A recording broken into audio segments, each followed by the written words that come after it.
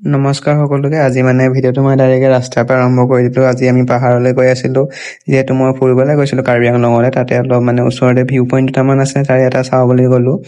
আৰু পাহাৰৰ একা বেকা ৰাস্তাৰে আমি বহু দূৰ যোৱাৰ পিছত পালোঁগৈ টামটালাম বুলি যিটো ভিউ পইণ্ট আছে। তো ৰাস্তা এনেকৈ উঠি যাব লাগিব আমি, যিহেতু স্কুটি নিব নোৱাৰোঁ। আৰু প্ৰথমতে যিটো এনেকৈ হাঁহি মুখে গৈ আছিলোঁ, কাৰণ ভবাই নাছিলোঁ যে এনেকুৱা হ'ব পাছলৈ।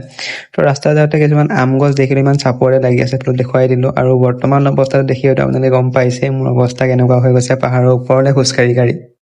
তো ভাগৰে জিগৰে অহাৰ পিছত যদি আপুনি এনেকুৱা এটা পৰিৱেশ দেখি পায়, জাষ্ট ইমাজিন কৰক কেনেকুৱা ফূৰ্তি লাগিব। তো গোটেইখিনি ভাগৰ ইয়াতে শেষ হৈ যোৱা লাগি গৈছেগৈ মোৰ। তাৰপিছত সেই ৰিজৰ্টখনৰ পৰা আৰু ওপৰলৈ যাওঁ বুলি আমি আৰু এটা ওপৰলৈ উঠি গৈ আছোঁ। তাৰপিছত গৈ পিনে আপোনালোকক এটা ভিউ পইণ্ট দেখাই আছোঁ ৰ'ব। আৰু সেই সুন্দৰ ভিউ পইণ্টটো আপোনালোকে উপভোগ কৰিবৰ কাৰণে এনেকুৱা এটা চিৰিৰে উঠি যাব লাগিব। তাৰপিছত যে আপুনি চাওক কেনেকুৱা এটা ধুনীয়া ঠাই পাইছিলোঁগৈ আমি।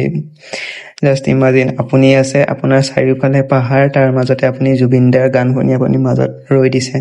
জাষ্ট ফিল কৰক কেনেকুৱা ধুনীয়া এটা পৰিৱেশ লাগিব এই সময়টোত। জুবিন দাৰ অসমৰ সোণালী দিন এয়াই আৰু।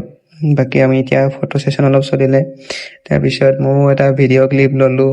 তাৰপিছত ভিডিঅ'টো অলপ ভাল লাগিছে, জাষ্ট মেমৰিজৰ কাৰণে ৰাখি থৈছোঁ আৰু ফেচবুকত সেইটো কাৰণে ৰাখি থৈছোঁ মই বস্তুখিনি, যাতে মই পাছলৈ চাবলৈ পাৰোঁ। আৰু তেনেকৈ অলপ সন্ধিয়াও হৈ গ'ল, যিহেতু পাহাৰীয়া আছিলে, আমি ঘৰলৈও যাব লাগিব, ঘৰলৈ কিছু দূৰ। তাৰপিছত নামি আহিলোঁ। আহোঁতে পিছে ইমান বেয়া লগা নাছিলে নামি আহোঁতে।